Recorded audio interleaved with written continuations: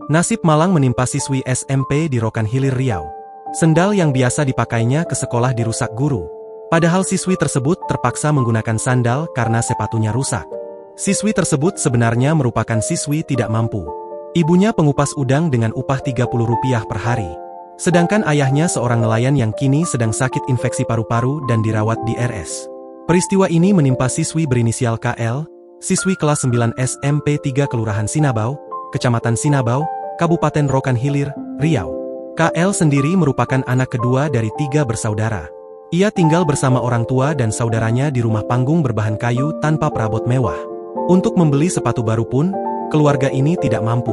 Selain itu, meski dari keluarga tidak mampu, KL tidak pernah menerima bantuan dari sekolah. Dikatakan Wati, ibu KL, sang anak sering iri melihat teman-temannya mendapat bantuan sementara anaknya tidak. Padahal KL tergolong murid berprestasi, selalu mendapat ranking dan rajin mengaji. Selama SMP ini anak saya tak pernah menerima bantuan apa-apa. Waktu dulu ada bantuan tapi sampai kelas 4 SD, setelah itu stop.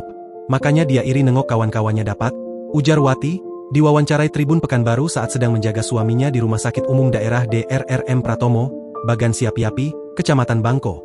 Namun Wati tetap menyemangati KL agar tetap semangat bersekolah.